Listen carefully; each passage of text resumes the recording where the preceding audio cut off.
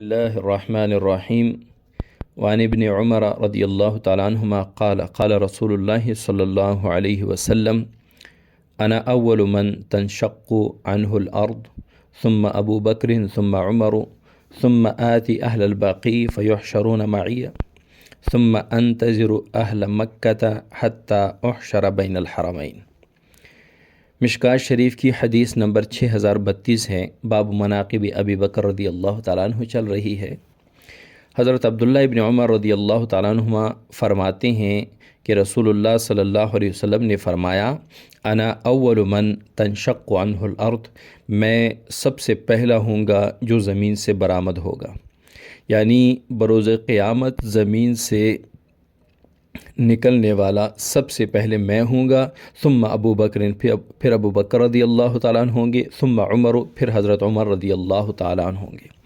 یعنی جب قیامت والے دن واپس سب کو اٹھانے کا حکم ہوگا تو آپ صلی اللہ علیہ وسلم سب سے پہلے زمین سے تشریف لائیں گے باہر، پھر حضرت ابو بکر صدیق رضی اللہ تعالیٰ عنہ، پھر حضرت عمر رضی اللہ تعالیٰ عنہ۔ آپ صلی اللہ علیہ وسلم فرماتے ہیں ثم آتی اہل البقیع، پھر میں زمین سے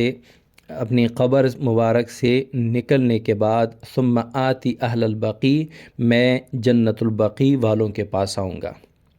مدینہ منورہ کے ساتھ جو قبرستان ہے جس میں کافی صحابہ مدفون ہیں۔ آپ صلی اللہ علیہ وسلم فرماتے ہیں پھر میں اہل بقیع کے پاس آؤں گا، جنت البقیع والوں کے پاس آؤں گا، فیحشرون معی،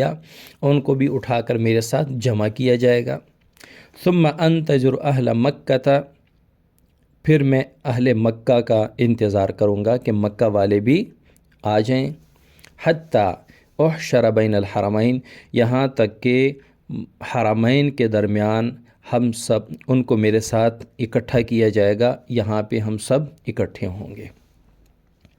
پھر اس کے بعد میدان محشر کی طرف روانہ ہوں گے جو کہ شام میں ہے۔ یہاں پہ اس حدیث میں بھی ابو بکر صدیق رضی اللہ تعالیٰ عنہ کی فضیلت ہے، اور آپ حضرت ابو بکر صدیق رضی اللہ تعالیٰ عنہ کے بعد حضرت عمر رضی اللہ تعالیٰ عنہ کے۔ آپ صلی اللہ علیہ وسلم قیامت والے دن سب سے پہلے اٹھنے والے، پھر اس کے بعد حضرت ابو بکر صدیق رضی اللہ تعالیٰ عنہ اپنے قبر مبارک سے اٹھنے والے ہیں۔